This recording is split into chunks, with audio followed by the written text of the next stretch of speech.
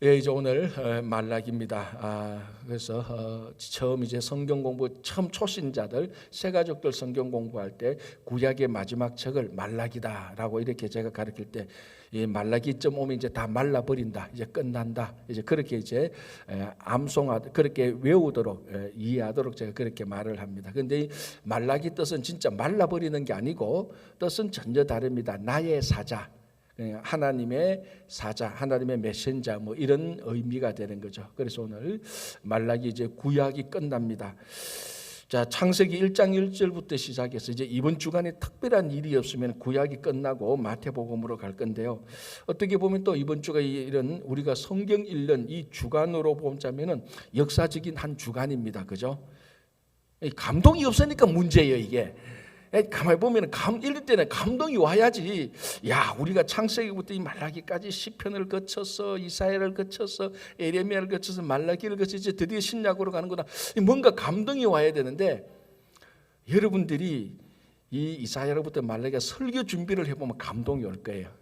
이 예언서를 준비할 때 이 에스겔 환상 속에 빠져가지고 허우적거리다가 서반얀으로 오고 요엘로 갔다가 뭐 어떨 때는 야, 참 성경 두껍다, 좀 성경 좀 얇았으면은 그런 생각이 들 때도 있어요. 근데 이제 다 끝나고도 보니까 이번 주에 구약이 끝나고 신약으로 들어가는구나. 여러분들 저만큼 감동이 없어요. 왜냐하면은 이미 얼굴 표정이 더 가면 더 가지 뭐 이런 건데 저는 달라요. 드디어 구약이 끝났구나. 예언서가 끝나는구나. 다음 주부터는 마태복음이 들어가는구나.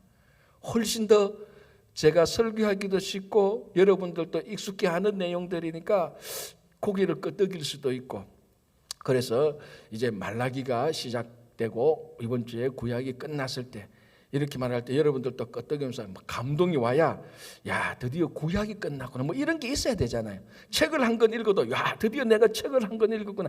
감동이 있어야 또 다음 책을 읽는 둥 마는 둥 뭐 별 거 없으니까 뭐 그 다음 또 넘어가는 이런 거 뭐 별 대수롭지 않게 생각하는데 드디어 말라기입니다. 이제 좀 감동이 오죠. 제가 억지로 감동을 쿡쿡 찔러 가지고 했는데, 자, 어쨌거나 이제 이렇게 해서 말라기가 이번 주간에 끝이 날 수가 있습니다. 자, 이 말라기 나의 사자라는 뜻인데 언제적 시대 사람인가 이게 또 중요하죠. 자, 우리가 큰 연도, 자 다시 한번 바벨론 포로 때부터 큰 연도를 정하면은 508 기원전입니다. 이건 현재 구약에서 말한 건 전부 다 기원전 연도입니다. 그러니까 기원전 연도인데 586년에 예루살렘이 멸망을 합니다. 그리고 바벨론 포로에 갔다가 이게 538년 요때에 1차 귀환이 됩니다.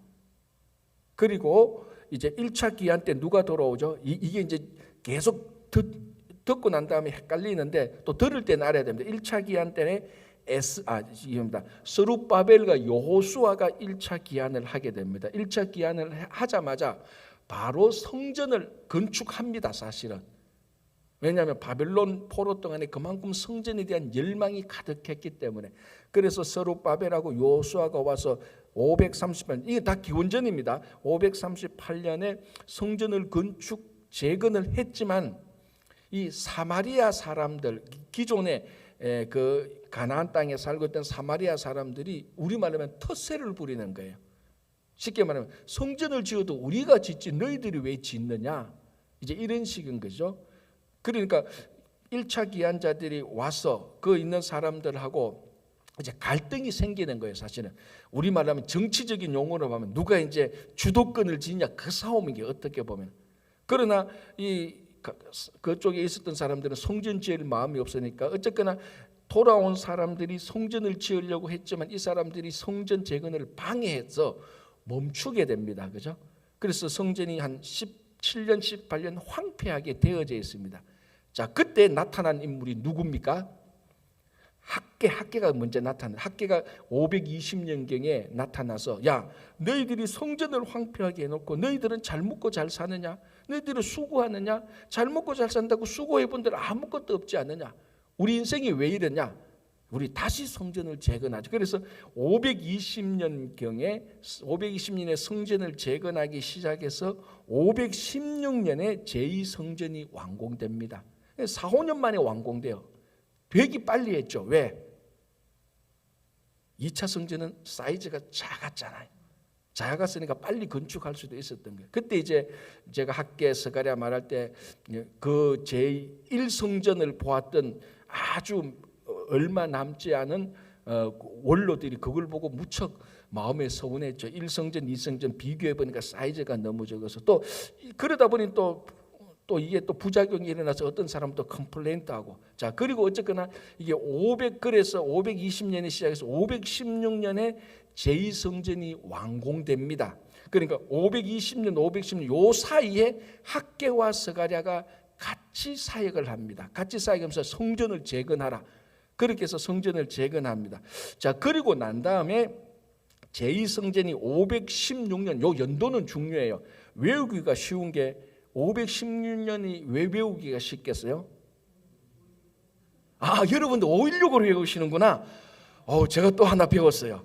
516 세대 어르신들은 또 그렇게 외우시는 거예요. 제가 오늘 하나 배웠어요. 516을 그렇구나. 이게 586년에 예루살렘 성전이 공식적으로 망합니다. 그리고 70년 뒤에 516년 70년 뒤에 제2성전이 건축되는 거예요. 그래서 자 여러분 제가 지금 연도를 말하는데 여러분들이 뭔가 이상한 걸 안 느껴요? 자 바벨론 포로가 70년이라 그랬어요. 그런데 586년에 망하는 거예요 공식적으로. 그런데 언제 돌아와요 1차 기한이? 538년에 돌아와요. 70년이 안 돼요 이게. 몰랐죠? 알았어요? 아마 들었을 겁니다 옛날에. 그러니까 실제로 이제 이게 이제 계산하는 방법에 따라 다른 거예요. 어떻게 70년을 보느냐에 따라 다른 거예요. 그러나 어떻게 보면은 586년에 완전히 싹 망했고 538년에 그러니까 한 50년 뒤에요. 한 50년 뒤에 1차 기한하기 시작해요. 그러면 바빌론 포로가 70년이 안 되잖아. 이제 거기에 대한 퀘스천이 사실은 계속해서 있어 왔었어요. 그러면 예레미야가 분명히 70년 동안 포로 생활을 한다 그러고 후에 돌아온 선지자들도 70년 동안 있었지 않느냐고 말을 합니다. 그런데 실제로는 70년이 안 있었잖아. 그런데 이제 연도를 계산해 여기 이제 바벨론 포로를 언제 보느냐에 따라서 1차 예루살렘 멸망 때부터 바벨론 1차 기한 때 이렇게 볼 수면 또 70년이 돼요 어느 정도. 그러니까 이게 연도 계산에 따라 약간 다른데 또 어떤 사람은 실제로 바벨론 포로라는 것은 이스라엘 백성들의 삶은 성전이 자기들의 삶이었다. 그래서 성전이 무너지면 자기들의 삶은 다 없어지는 거다. 성전이 일어나면 자기들의 삶이 다 생기는 거다. 그래서 이스라엘 사람들이 바벨론 포로에서 돌아왔지만 성전이 세워지지 않는 이상은 바벨론 포로에서 완전히 해방된 게 아니다. 이렇게 생각하는 사람들도 있었어요. 그러면은 바벨론 성전이 586년에 딱 멸망했다가 516 여러분 516 때 딱 썼으니까 이게 정확히 70년이에요. 성전이 70년 만에 다시 제2성전이 완공이 돼요. 그래서 이 기간을 바벨론 70년 포로 기간으로 생각하는 사람들도 꽤 많이 있어요. 그래서 어떤 사람은 1차 멸망에서부터 1차 기한까지 이렇게 보는 수도 있고 어떤 사람은 이제 3차 완전히 무너진 거에 있어서 나중에 3차 기한까지 이렇게 볼 수도 있고 그리고 성전이 무너졌다가 다시 회복되는 요 기간 70년으로 보는 수도 있고 그래서 이 바벨론 70년 포로에 대해서 이렇게 보느냐 이렇게 보느냐 이렇게 보느냐 거의 다 70년이 다 되는데 정확히 성전은 70년 만에 딱 카운트해서 딱 70년 만에 성전이 다시 서는 겁니다. 제2성전. 요때 이제 바로 제2성전 바로 건축되기 전에 학개 스가랴가 520년부터 3, 4년 동안 막 그 이스라엘 백성들 지도자들을 독려하는 겁니다. 성전을 다시 세우죠. 그래서 제2성전이 516년에 516에 완성이 됩니다. 자, 그럼 말라기는 언제적 사람입니다. 제가 이 말을 하려고 이렇게 서론이 길었던 거예요. 자, 말라기는 그럼 언제적 사람인가? 두 가지 의견이 있습니다. 왜냐하면 이 말라기가 사실은 이 사람이 누구 아들인지, 어머니가 누군지, 배경이 전혀 없어요. 그냥 1절에 여호와께서 말라기를 통하여 이스라엘에게 말씀하신 경고라, 요렇게만 나와요. 그럼 말라기가 분명히 하나님의 사역을 했던 선지자는 맞는데 이 사람이 어느 왕 때 사람인지 누구 아들인지 전혀 없습니다. 그러나 이제 이 말라기 내용으로 쭉 볼 때 크게 이 시대 아니면 이 시대였다라고 생각해. 첫 번째는 언젠가 하면은 바로 요 성전이 제2성전이 건축되고 난 다음에 느헤미야가 돌아오기 전 그 중간 시대. 자, 느헤미야가 3차 때 돌아오잖아요. 마지막 때 돌아옵니다. 느헤미야가 3차 포로 때 3차 귀환이 느헤미야입니다. 그러니까 이 말라기는 3차 귀환하기 전에, 그러니까 느헤미야가 했던 게 뭡니까? 성벽을 쌓았잖아요. 그 성벽 쌓기 전에 말라기가 있었다. 이 시대에 있었다고 보는 사람이 있고, 두 번째는 아니다, 말라기 다음에 오는 사람이다 라고 이렇게 보는. 그러면은 우리가 성경에 나타난 인물 중에 느헤미야보다 더 후대 인물이 말라기라고 볼 수도 있고, 어떤 사람은 아니야, 그래도 느헤미야보다 먼저 활동했던 사람일 수도 있어. 이제 이 두 개 가지고는 이 내용으로 볼 때는 이렇게도 맞고 저렇게도 맞는 겁니다. 하여튼 그런데 제가 볼 때는요, 제 생각이요, 제가 볼 때는 느헤미야 앞에 사람인 것 같다. 그건 제2성전은 완공되었고 성벽이 완공되지 않았던, 아직 3차 귀환이 돌아오기 전 어느 때쯤, 그래서 이게 한 기원전 444년에 다 돌아오거든. 그 앞에 한 460년, 468년 정도. 그러니까 제2성전이 520년에 완공된 이후, 그리고 3차 기한이 돌아오기 전 그 중간점이 요게 더 정확지 않겠나라는 게 제 생각입니다. 둘 중에 하나를 초이사라면 말라기가 느헤미야 이후 사람인지 이전 사람인지, 그 제가 볼 때는 내용으로 볼 때는 이전 사람이 더 맞는 것 같아요. 왜냐하면 뭐 성벽이 뭐 무너지고 이런 것은 좀 별로 내용이 없으니까. 자, 요 정도로 하고, 요 정도로 하면 여러분들은 3일 뒤면 다 잊어버릴 겁니다. 말라기가 했던데 연도 얘기했나? 그 정도까지. 그러나 제가 걱정하지 않는 것은 또 1년 뒤에 말라기 하면서 요 얘기하면은 들었는 것 같다, 그렇게만 하면 됩니다. 그 정도만 해도 많이 아는 거예요. 자, 어쨌든 하나만 알면 돼. 말라기는 제2성전이 완공된 이후 사람이에요. 그거는 확실해요. 제2성전이 완공된 이후 사람인 것은 확실하고, 그냥 그것만 확실하게 하고, 자, 이제 본문을 보겠습니다. 자, 1절은 이제 서론이고, 2절 여호와께서 이르시되 내가 너희를 사랑하였노라. 이스라엘 백성들 말하죠. 너희를 사랑하였노라 하나 너희는 이르기를 주께서 어떻게 우리를 사랑하셨나이까 하는도다. 자, 하나님이 이스라엘 백성들에게, 야, 내가 너희를 너무나 이렇게 사랑했다니까. 이스라엘 백성들이 하나님이 어떻게 우리를 사랑했어요? 이 말인 거예요. 이게 부모 자식 간에, 부모가 자식한테 실컷 사랑하고 밥 먹이고 키우고 학교 보내고 다 했는데 나중에 엄마가 내한테 해준 게 뭐 있어요? 이 말하고 똑같은 거예요. 복장 터지는 소리 얘기했어요. 우리말로 하면 속 터지는 소리. 하나님께서 우리에게 생명을 주시고 이 땅에 살아가도록 공기도 주시고 물도 주시고 햇볕도 주시고 다 줬는데, 진짜 큰 거 다 줬는데, 그러니까 너무나 당연히 있어야 될 것을 당연히 줬는데 그거는 우리가 당연시하고 그거는 안 받았다고 생각하는 거예요. 오늘날도 하나님 내게 사랑한 게 뭐가 있습니까? 라고 말할 때 하나님께서 공기도 주셨고 햇빛도 주시고 다 주셨어요. 이거 다 주셨는데 이거는 우리가 별로 인정 안 해요. 그런데 이제 요즘 들어와서 이게 얼마나 중요한 거 좀 깨닫기 시작했어요. 코로나 팬데믹을 거치면서, 제가 지난주도 설교했지만 지구 환경 위기, 기후 위기가 이제 급박하게 심해지면서 화성까지 가려고 하는 이런 상황에서, 야, 이 지구에 깨끗한 공기와 햇볕 이런 것들이 너무나 중요하구나라는 것을 느끼기 시작했습니다. 전 인류가. 하기야 뭐 전 인류가 느낀 건 아니, 전 인류의 리더들이 느끼기 시작한 게, 이러다가 지구 망하겠다. 진짜로 최첨단에 있는 과학자들은 그런 인식이 굉장히 강해요. 지금 사실은 지구가 곧 망한다고 계속 얘기하는데 우리는 하루 벌어 하루 먹기 살기 바쁜데 지구 망하는 게 무슨 상관이 있어요. 우리는 하루 벌어 하루 먹기에서 바쁜데. 그런데 이제 어쨌거나 현 상황이 이렇게 되니까 이거 우리가 당연히 생각했던 공기, 물, 햇볕이 얼마나 중요하구나 것을 이제 깨닫기 시작한 거예요.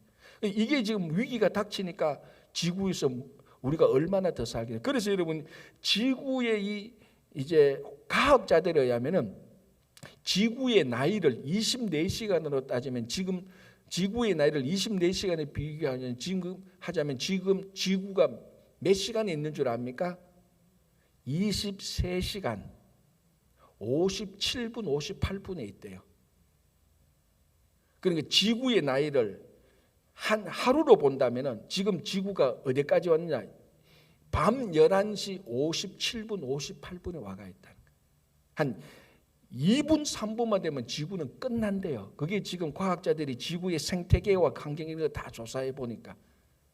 그런데도 뭐 보통 사람들은 별로 그에 대한 긴박감이 없는데, 코로나 팬데믹이 그치면서 온 인류가 지구와 같이 큰 위기가 당하는 것을 경험해 보니까 훨씬 더 실감이 나는 거예요. 그것처럼 하나님께서 우리에게 공기도 주시고 햇볕도 주시고 다 주셨는데, 그거는 그냥 인정 안 하고 하나님께서 어떻게 우리를 사랑했어요? 라고 묻는 거예요. 하나님께서 내가 너희를 그만큼 사랑했다라니까, 언제 어떻게 사랑했어요? 그거 묻는 거예요. 자, 그런데 2절 끝부분에 하나님께서 아주 기묘한 말씀을 하십니다. 보십시오. 다시 2절 볼게요. 여호와께서 이르시되 내가 너희를 사랑하였노라 하나 너희는, 이스라엘은 이르기를 주께서 어떻게 우리를 사랑하셨습니까? 하는도다. 여호와가 말하노라. 에서는 야곱의 형이 아니냐? 그러나 내가 야곱을 사랑하였다라고 말합니다. 자, 이게 왜 이스라엘을 사랑하는 증거가 되는 겁니까? 자, 야곱이 이스라엘이고 에서는 에돔이었어요. 그죠? 자, 그래서 이스라엘이 지금까지 이렇게 살아온 것만 봐도 하나님이 너희를 사랑한 증거가 아니냐. 그리고 이때는 이제 에돔 족속은 다 멸망한 거예요. 말라기가 나타났을 이 연도 때에는 에돔 족속은 다 멸망한 겁니다. 그래서 하나님께서 말합니다. 요 말씀에 두 가지 이유가 있는데, 첫 번째는 내가 에돔을 사랑했더라면은 에돔은 지금 이렇게 망하지 않았을 거야. 내가 야곱 너희를 사랑했기 때문에 너희들이 바벨론 포로로 갔음에도 불구하고 내가 너희들을 데려왔고 성전을 다시 세웠고, 내가 너희들을 사랑했기 때문에 너희들이 아직 남아있는 거야. 근데 내가 에서는 미워했기 때문에 그래서 에서는 망했는 거야. 이게 첫 번째 하나님이 이스라엘을 사랑했던 증거고요. 또 하나는 이 말 자체가 이미 하나님이 야곱을 사랑했던 거예요. 왜? 보십시오. 야곱이 형이 아니냐. 죄송합니다. 에서는 야곱의 형이 아니냐. 그러나 내가 야곱을 사랑하였고. 정상적으로는 어떻게 됩니까? 에서가 야곱의 형이기 때문에 나는 형 에서를 사랑한다. 그게 정상적이에요. 구약시대의 장자는 다른 차자나 다른 동생들보다 특권을 받았습니다. 그 재산도 더 많이 가져가고 부모의 사랑도 더 많이 받아요. 그래서 우리 구약 성경에 둘째가 첫째보다 더 큰 부모의 사랑을 받을 때는 특이하다고 항상 기록을 해요. 왜? 정상적으로는 부모는 장자를 사랑하는 게 정상적인 거예요. 그런데 둘째가 더 사랑받을 때는 이거는 특이하다고 해서 성경에 많이 기록을 해요.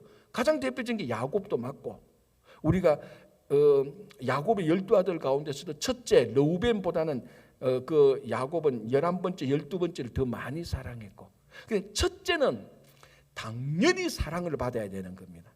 그런데 그 첫째가 사랑을 못 받았을 때는 그는 스페셜한 게 들어가는 겁니다. 그게 지금 하나님께서 말하는 거예요. 내가 야곱을 사랑했다. 야곱이 이제 야곱을 사랑했던 것은 이스라엘의 선조잖아요. 이스라엘을 사랑했던 표시가 뭐냐? 원래는 당연히 말하면은 형 에서를 내가 사랑해야 되는 거야. 그런데 동생 야곱을 사랑했다라는 그 자체가 하나님께서 이스라엘을 어마어마하게 사랑했다는 표시가 되는 겁니다. 그리고 실제로 이제 그 다음에 내용 보면은, 그래서 에서는 미워했기 때문에 에서는 지금 다 망했다.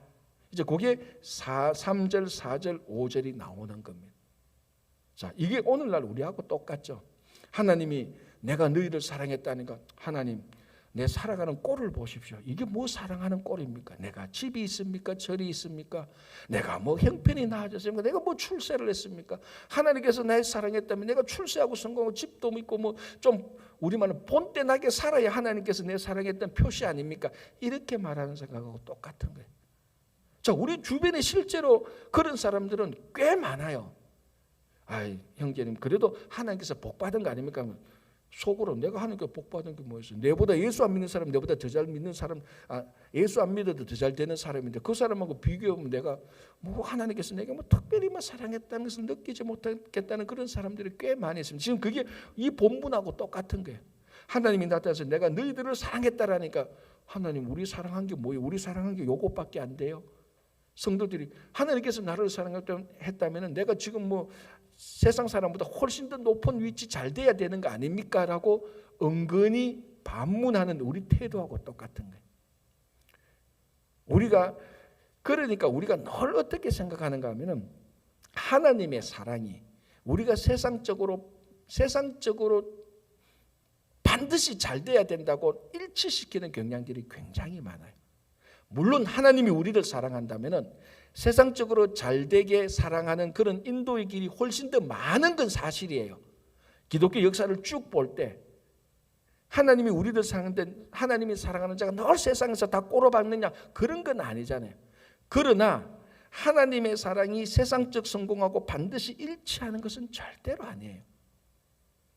그러니까 우리가 여전히 신앙생활을 하면서 하나님의 사랑이 세상적 성공하고 일치시키는 경향이 있기 때문에 내가 세상적으로 잘 됐다면 무조건 하나님께서 나를 사랑했다라는 거 그렇게 또 생각을 하고 하나님께서 나를 사랑이 덜했기 때문에 내가 덜 출세했지 않았냐라고 그렇게 생각하는 경향들이 있는 겁니다. 지금 이스라엘 백성들도 어떻게 보면 그런 거하고 비슷한 거예요. 하나님께서 무지무지하게 사랑해 줬잖아요.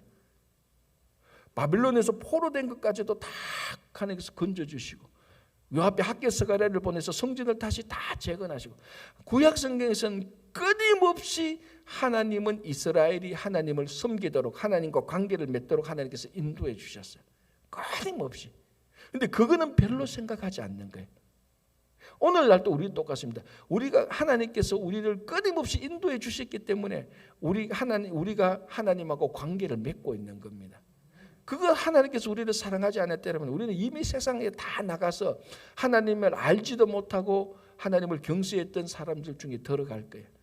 지금 그거하고 똑같습니다. 그래서 하나님께서 우리를 사랑한 게 뭡니까? 하니까 하나님께서 딱 한마디 합니다. 야, 내가 야곱을 사랑했지 않느냐 이 말하고 똑같습니다. 그러니까 엄마 아버지 내 사랑한 거 뭐야? 그러니까 야 지금까지 내가 너를 키워준 건 아니야. 내가 네 없이 지금까지 자랐겠느냐? 이 말하고 같은 맥락. 자, 그래서 이제 그게 2절, 3절, 4절, 5절 이렇게 말을 하고 있는 것입니다.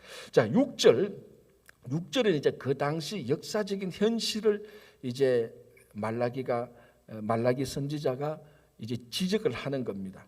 자, 6절 내 이름을 멸시하는 제사장들아. 자, 이 제사장들이 왜 있습니까? 잘 생각해보면 자, 왜 제사장들이 지금 여기에 있어요? 성전이 있으니까 제사장이 있는 거예요. 그러니까 어떻게 보면은 우리가 성경을 볼 때 가장 당연한 것부터 물어봐야 되는 거예요. 만약에 제2성전이 건축되지 않았다면 제사장이 없어요. 그죠? 일터가 없는데 뭐 그 직업이 없는 거죠. 만약 교회가 없는데 목사가 있겠습니까? 똑같은 거지. 그러니까 내 이름을 멸시한 제사장들이라고 말하는 것은 이미 성전이 있어서 제사장들이 사역을 하고 있었다는 겁니다. 그러니까 제2성전을 다 세워놓고 제사장들에게 하나님을 섬길 수 있는 특권하고 사랑을 다 베풀었습니다. 그런데 이 제사장들이 하는 일은 하나님께서 말합니다. 내 이름을 멸시하는 제사장. 이미 제사장들이 하나님의 이름을 멸시했습니다. 자, 그러니까 이 또 제사장들이 말합니다. 우리가 언제 하나님을 멸시했습니까? 이렇게 묻는 겁니다. 자, 6절 계속 읽어볼게요. 내 이름을 멸시하는 제사장들아, 나 만군의 여호와가 너희에게 이르기를 아들은 그 아버지를 종은 그 주인을 공경하나니 내가 아버지일진데 나를 공경함이 어디 있느냐? 내가 주인일진데 나를 두려워함이 어디 있느냐 하나 너희는 이르기를 우리가 어떻게 주의 이름을 멸시하였나이까 하는도다. 앞에 거하고 똑같죠. 내가 너희를 사랑하였노라니까 어떻게 우리를 사랑했죠? 라고 말하고 이제 네가 우리를 이제 제사장들에게 네가 나를 멸시했다니까 반대로 내가 멸시한 게 뭡니까? 이제 이렇게 반문을 하는 겁니다. 자, 그러니까 7절에 또 하나님께서 대답합니다. 너희가 더러운 떡을 나의 제단에 드리고 말하기를 우리가 어떻게 주를 더럽게 하였나이까 하는다. 이는 너희가 여호와의 식탁은 경멸히 여길 것이니라 말하노라. 자, 이게 여기 여호와의 식탁을 더럽게 여겼다는 아주 특별한 문구가 나옵니다. 아마 이 제사장들이 그러니까 이제 여기서 하나 이제 핵심이 여기서도 보면은 약간 더 깊게 들어가면은 바벨론 제2차 귀환 때는 누가 귀환합니까? 자, 1차 때는 자, 요거는 이제 좀 중요한 거죠. 1차 때는 스룹바벨과 요수아. 자, 3차 때는 느헤미야. 2차 때는 누가 귀환했을까요? 에스라라는 유명한 뛰어난 율법학자가 나타나서 이스라엘을 아예 근본부터 다 뒤집어 버려. 어느 정도 뒤집어 엎죠? 이방인과 결혼한 사람은 다 이혼하라 그랬어요. 어마어마한 일이 얼마나 많이 이게. 그러니까 이 에스라가 나타나서 너희들이 어떻게 이방인 여자가 결혼하느냐? 다 버리라 그랬어요. 그게 에스라거든요. 그러니까 이 에스라가 나타나서 완전히 하나님의 말씀, 율법을 완전히 다시 재정착시킵니다. 어마어마한 혁명이 어떻게 가만히 생각해 보면요. 우리 구약 시대를 상상력을 가지고 성경을 가만히 생각하면 제 생각인데 이건 제 생각이 안 따라와도 돼요, 여러분. 구약 성경 전체를 해서 국가를 가장 레디컬하게 개혁했던 인물은 저는 히스기야도 아니고 요시야도 아니고 저는 에스라라고 생각해요. 히스기야와 요시야가 어마어마한 일을 한 왕 아닙니까? 그럼에도 불구하고 완전하지 못했어요. 그런데 에스라가 왔을 때는 완전히 이스라엘을 다 뒤집어 엎어버린 거예요. 왕은 아니지만 율법학자인데. 그래서 제가 얘기했잖아요. 아니 이방인과 결혼한 그 사람을 다 이혼 다 시켜버렸으니까 이게 보통 일이에요. 보통 일. 그러니까 이때 2차 기한 때인데 이제 문제는 하나 헷갈려요. 말라기가 에스라보다 먼저였느냐 후였느냐라고도 또 이게 구별이 되는 거예요. 그런데 제가 볼 때는 이게 에스라보다 먼저였던 것 같아요. 왜? 이 제사장들의 태도를 보십시오. 지금 제사장들이 하나님께 제단을 드리는데 더러운 떡을 막 가지고 와요. 그러니까 말라기는 언제적 사람이었는가 보면은 제2성전이 완공되고 에스라가 오기 전 2차 기한이 오기 전 그때죠. 그래서 이 말라기가 막 선포했고 이게 선포를 했고 이것을 실제로 행동으로 옮긴 사람이 에스라가 와가지고 다시 율법을 선포하면서 완전히 뭐 국가 개조 하나님의 말씀 완전 개조시킨 그런 이제 시대. 바빌론 기한 후. 그러니까 바빌론 기한 후에 굉장히 중요한 일들이 많이 일어나요. 이때를 우리가 잘 공부를 안 해서 그렇지. 요거 공부를 이제 성경 탐구 40일이 되면은 자세하게 할 수 있으니까 오늘 저녁 때도 여러분 꼭 잊지 마시고 이런 걸 가지고 이제 중간 광고라 이렇게 말합니다. 여러분 많이 들으십니다. 그런 걸 많이 들으면은 이 말라기라든지 학개서가 이런 데 대한 우리가 훨씬 더 성경을 볼 때 뭐 그게 이런 이유로 훨씬 더 많이 이제 성경을 진짜 좀 제대로 보는 거죠. 자, 어쨌든 말라기 때는 이게 뭐 에스라 이전이든 이후든 자 일단 그건 우리가 좀 둘째 친다 하더라도 말라기 때 이 제사장이 제대로 하나님께 제사를 못 드린 거예요. 더러운 떡도 드리고요. 자, 8절 한번 보시기 바랍니다. 만군의 여호와가 이르노라 너희가 눈먼 희생 제물을 바치는 것이 어찌 악하지 아니하며. 아마 이 제사장들이 우리말로 하면 뭔가 군기가 빠진 거예요. 떡도 정결하지 않는 데도 있고 희생 제물도 보면 여러분 희생 제물의 가장 큰 특징은 뭡니까? 흠 없는 걸 드려야 됩니다. 그러니까 흠 있는 것도 드린 거예요. 이 눈이 먼 짐승을 드린 거예요. 양을 드리는데 보니까 양이 눈이 멀은 거예요. 드리면 안 돼요, 그거는. 그런데 눈먼 양이 잘 표시가 안 나잖아. 뭐 다리 부러진 건 금방 표시 나지만 눈먼 양은 표시가 안 나요. 또 그런 걸 또 슬쩍 끼워서 드리는 거예요. 왜 이런 일이 있었을까? 이 학자들 보면은 제사장들이 편하게 하기 위해서 또는 이 사람들이 가지고 온 것을 뇌물을 받고 희생 제물을 받았지도 않겠느냐, 그렇게도 보고, 또 하나는 가난한 사람들 보니까 대충 뭐 그냥 그 제물을 드리는데, 자기들은 하나님께서 레위기에서 말씀한 것처럼 그 제물 드리는 그 규정이 굉장히 까다롭습니다. 그러니까 뭐 이 사람들도 그렇게 하네, 아마 이방 종교의 영향도 받았지 않았을까, 이런 이제 이유를 듭니다. 왜 제사장들이 이렇게 나태해졌느냐? 뭐 일단은 뭐 근본적으로 자기들이 게을러진 것도 있겠지만은 이방 종교의 영향도 받았겠고, 자기들이 편하게 하기 위해서 받았겠고, 어쩌면은 뇌물을 받고 눈먼 희생제물, 흠없는 제물을 같이 받았을 수도 있을 것이다라고 그렇게 합니다. 어쨌든 하나님께서 보시기에 제사장들이 여호와의 식탁을 더럽게 했다는 거예요. 저는 이 표현이 너무너무 좋은 거예요. 어찌하여 너희들이 여호와의 식탁을 경멸히 여기느냐라. 자, 여러분, 식탁이란 게 뭡니까? 누구를 위해서 여러분들이 대접을 하는데 식탁을 딱 보면은 그 사람의 마음이 나타나는 거죠. 음식을 많이 차렸다기보다는 식탁을 딱 보면은 야, 이거 대충 요리했구나, 요리 하나를 해도 사랑과 정성으로 요리했구나 아는 거죠. 식탁을 보면은, 이 식탁을 차린 거 보면은 이 식탁에 함께 앉을 사람에 대한 자기 마음이 드러나는 겁니다. 식탁을 보면. 그래서 여러분, 가끔 식당에 가서 음식이 이상하게, 내가 원하는 음식을 주문했는데 그만큼 안 나오면 기분이 상하는 이유가 뭐냐면은 은연중에 내가 무시당했다는 생각이 드는 거예요. 내가 손님으로서 이 음식에 대한 정당한 가격을 지불하고 이 음식을 먹는데, 이 식당은 음식 내놓는 거 보면 형편없으니까 나를 무시하는구나라는 그런 생각이 듭니다. 우리 가끔 이제 우리 여기 식당에 가보면 종업원들이 좀 실수를 하거나 아니면 좀 무리한 종업원들 가끔 있어요. 그런데 뭐 음식을 갖다 줘도 숟가락을 툭 이렇게 정결해 놓지 않고 툭 던지듯이 그렇게 하는 사람들이 좀 있어요. 가끔 보면은. 그러면 이제 좀 까탈스러운 어른들 있잖아요. 버럭 화를 내요. 막 화를 내면서 오라고, 왜 이렇게 하느냐고. 막 그 어떨 때는 제가 처음에 볼 때는 저 어른이 너무 그렇다 좀 하는데, 가만히 살펴보면 어른은 마음이 상할 수가 있어요. 자기는 정당하게 이 식당에 와서 정당한 가격을 지불하고 정당한 음식을 먹어야 되는데 식탁을 차리는 거 보니까 마음대로 차리거든. 그러니까 그 어른은 기분이 상할 수가 있다고. 자, 사람도 그런데 이 제사장이 여호와의 식탁을 경멸히 여긴 거예요.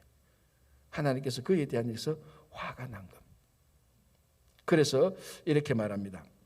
그래서 10절부터 보면요, 이게 이제 말라기가 되니까, 구약이 마지막이 되니까 하나님께서 포커스를 어디로 옮기는가가 하나님 마음이 좀 보여요. 이제 말라기쯤 되가 오니까 하나님께서 이스라엘 민족이 이거 안 되겠구나, 바빌론에서 포로시켜와도 계속 성전까지 재건시켜서도 여전히 제사장들이 하나님의 식탁을 더럽히는구나. 그래서 하나님께서 포커스를 옮깁니다. 어느 쪽으로? 열방 쪽으로 또 옮기는 게 나타나요. 자, 그래서 한번 보십시오.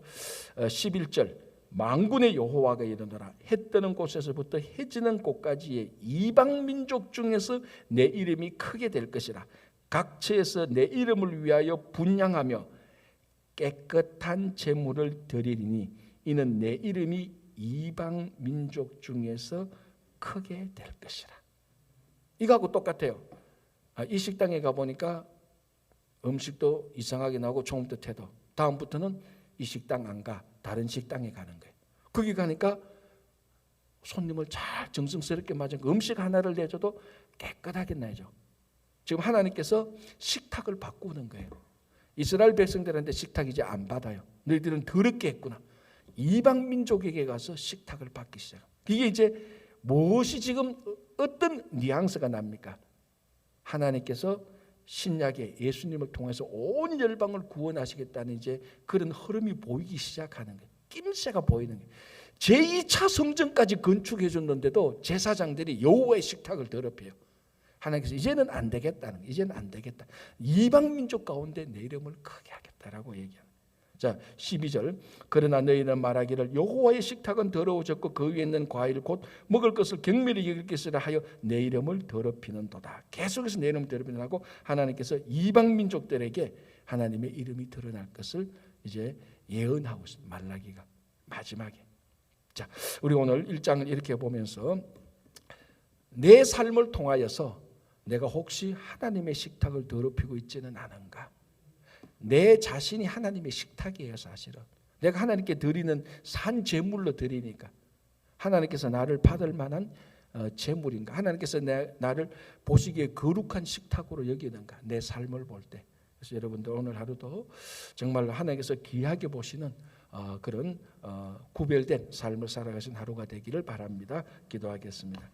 하나님 감사합니다. 오늘 하루를 시작합니다. 오늘 하루를 시작하면서 또 말씀과 기도를 시작합니다. 주님, 정말 우리가 하나님께 차려진 식탁으로 볼 때 하나님께서 보시고 기뻐하시는 거룩한 산제물이 되게 하여 주시옵소서. 이 험하고 혼탁하고 갈등 많고 어지러운 이 세상에 우리가 구별된 삶이 되어서 하나님께서 보실 때 우리 구별된 삶을 통해서 영광 받으시는 오늘 하루가 될 것을 우리가 고백하며 오늘 하루도 주님께서 보살펴 주실 것을 고백합니다. 다시 한번 기도하옵기는 주님, 우리 가운데 육신이 연약한 모든 분들 마음의 심령을 토하면서 기도하는 기도를 들어주시고 우리 가정 그리고 우리 일터 우리 자녀들 교회 건강 다 지켜주실 것을 믿으며 예수님의 이름으로 기도합니다. 아멘.